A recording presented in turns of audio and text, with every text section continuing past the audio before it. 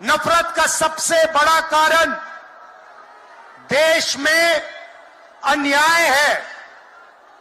अन्याय, युवाओं के खिलाफ अन्याय, आप सबके खिलाफ अन्याय, किसानों के खिलाफ अन्याय, सामाजिक अन्याय, आर्थिक अन्याय।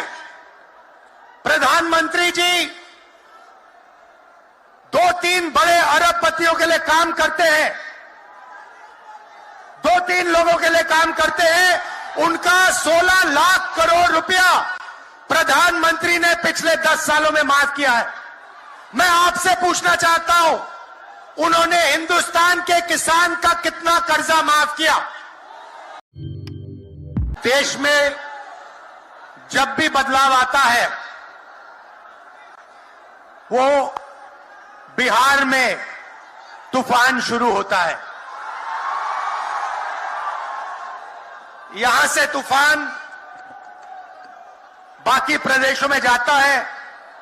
ये बिहार जो है देश की राजनीति का नर्व सेंटर है, यहां से ही शुरुआत होती है।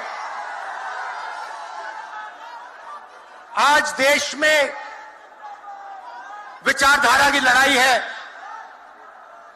एक तरफ नफरत, हिंसा, अहंकार, और दूसरी तरफ मोहब्बत,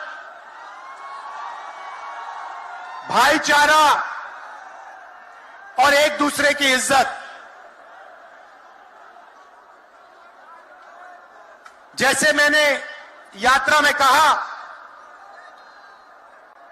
अगर आप गठबंधन को समझना चाहते हो, एक लाइन में समझा जा सकता है,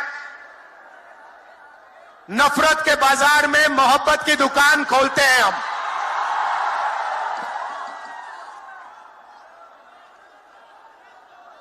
इस देश में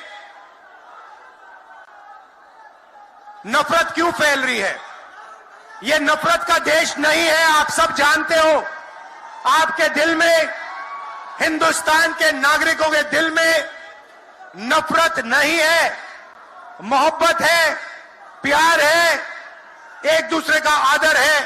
तो सवाल उठता है कि इस देश में नफरत क्यों फैल रही है? भाई और बहनों, नफरत का सबसे बड़ा कारण देश में अन्याय है।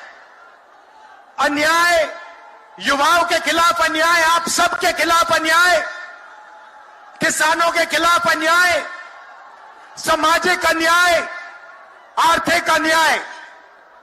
प्रधानमंत्री जी 2-3 बड़े अरबपतियों के लिए काम करते हैं, 2-3 लोगों के लिए काम करते हैं।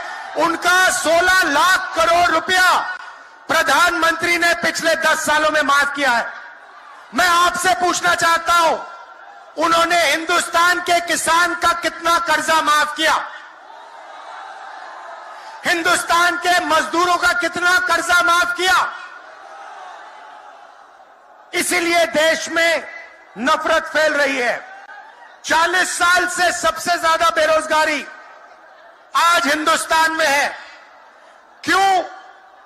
क्योंकि बीजेपी ने छोटे व्यापारियों को, किसानों को, स्मॉल और मीडियम वाले बिजनेसेस को नष्ट कर दिया है।